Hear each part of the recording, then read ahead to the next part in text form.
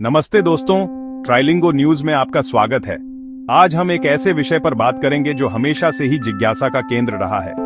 आज हम एक सवाल की गहराई में उतरेंगे, दुनिया की शुरुआत कैसे हुई। यह एक ऐसा प्रश्न है जो सदियों से दार्शनिकों, वैज्ञानिकों और आम लोगों को समान रूप से मोहित करता रहा है। क्या आपने कभी सोचा है, ये ब्रह्मांड जिसके अनगिनत रहस्य अभी भी उजागर होने बाकी हैं, सितारे जो रात के अंधेरे में टिमटिमाते हुए हमें अनंतता का एहसास कराते हैं, और हम सब कहां से आए, हमारी उत्पत्ति क्या है और इस विशाल ब्रह्मांड में हमारा स्थान क्या है। आज हम 6 अनोखी और प्राचीन रचना की कहानियां जानेंगे जो हमें विभिन्न संस्कृतियों और सभ्यताओं के दृष्टिकोणों को समझने में मदद करेंगी, जो अलग अलग सभ्यताओं ने हमें दी हैं। ये कहानियां पीढ़ी दर पीढ़ी चली आ रही हैं और हर एक में दुनिया की शुरुआत की एक अनूठी व्याख्या है। हर कहानी हमारे पूर्वजों की सोच और विश्वास का आईना है। यह हमें उनके मूल्यों, उनकी मान्यताओं और उनके जीवन के अर्थ की खोज के बारे में बताती है। तो चलिए, विज्ञान और विश्वास के संगम पर, जहां हम तर्क और रहस्य, तथ्य और कल्पना के बीच की रेखाओं को धुंधला कर देंगे, इन अद्भुत कथाओं की यात्रा शुरू करते हैं। यह एक ऐसी यात्रा है जो हमें अपने अतीत को समझने और भविष्य की ओर देखने में मदद करेगी। पहली कहानी भारत से। हिंदू धर्म में सृष्टि की शुरुआत एक अनंत महासागर से होती है। भगवान विष्णु योग निद्रा में उनकी नाभि से कमल और उस पर प्रकट होते हैं ब्रह्मा। ब्रह्मा जी ने समय, दिशाएं, पंचतत्व, सप्तऋषि और अनगिनत जीवों की रचना की। शून्य से एक जीवंत ब्रह्मांड का जन्म हुआ जो आज भी विस्तार कर रहा है। यह कहानी सृजन, ज्ञान और निरंतरता का प्रतीक है। अब चलते हैं बाइबल की ओर। शुरुआत में अंधकार था, ईश्वर ने कहा उजियाला हो और प्रकाश हुआ। 7 दिनों में ईश्वर ने आकाश, पृथ्वी, समुद्र, पौधे, सूर्य, चंद्रमा, जीव जंतु और अंत में इंसान बनाए। हर दिन एक नई रचना, एक नया चमत्कार। 7वें दिन ईश्वर ने विश्राम किया। यह कहानी एक व्यवस्थित और उद्देश्यपूर्ण सृष्टि को दर्शाती है। इस्लामी मान्यता में अल्लाह ने 6 दिनों में कायनात बनाई। शुरुआत में आकाश और पृथ्वी एक थे जिन्हें अल्लाह ने अलग किया। 7 आसमान, पहाड़, नदियां, पेड़ पौधे और हर जीवित चीज पानी से बनी। मिट्टी से आदम और उनकी पसली से हव्वा को बनाया गया। यह कहानी अल्लाह की असीम शक्ति और बुद्धिमत्ता को दर्शाती है। ग्रीक मिथक में शुरुआत में था कैओस, अंधकार में शून्य। इसी से गैया, पृथ्वी, यूरेनस, आकाश और टाइटन्स का जन्म हुआ।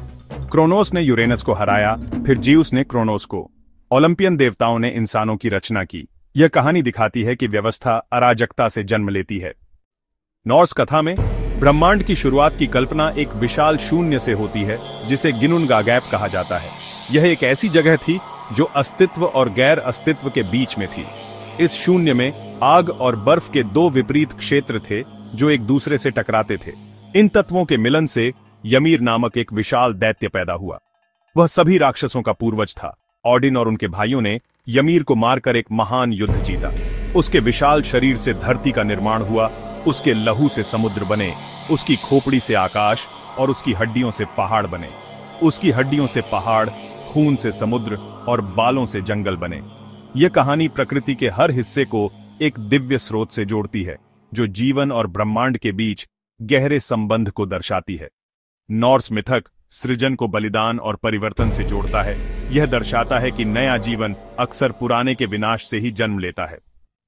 चीनी कथा में ब्रह्मांड एक अंडे में बंद था जिसमें पांगु सो रहा था। जागने पर पांगु ने अंडा फोड़ा, यांग से आकाश, यिन से धरती बनी। पांगु ने दोनों को अलग रखा और अंत में उसका शरीर दुनिया में बदल गया। उसकी सांस, हवा, आंखें सूर्य, चंद्रमा और शरीर से पहाड़, नदियां बने। यह कहानी बलिदान और सृष्टि के गहरे संबंध को दर्शाती है। तो दोस्तों, ये थीं दुनिया की रचना की कुछ अद्भुत कहानियां। हमने देखा कि कैसे अलग अलग सभ्यताओं ने ब्रह्मांड और जीवन की शुरुआत को समझा। 6 अनोखी कहानियां, हर एक अपने आप में विशेष, हर एक में छिपे हैं गहरे अर्थ और जीवन के रहस्य। हर संस्कृति का अपना नजरिया, अपनी कल्पना। ये कहानियां दिखाती हैं कि कैसे मनुष्य ने हमेशा से अपने आसपास की दुनिया को समझने की कोशिश की है।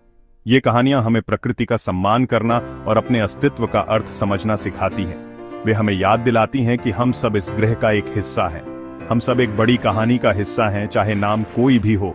हमारी जड़ें एक ही हैं और हम सब एक दूसरे से जुड़े हुए हैं। आपको कौन सी कहानी सबसे दिलचस्प लगी और क्यों? क्या किसी कहानी ने आपको विशेष रूप से प्रेरित किया? कमेंट में जरूर बताएं। हमें आपकी राय और विचार जानने में बहुत खुशी होगी। अगर आपको यह सफर पसंद आया तो ट्राइलिंगो न्यूज को सब्सक्राइब करें ताकि आप भविष्य में भी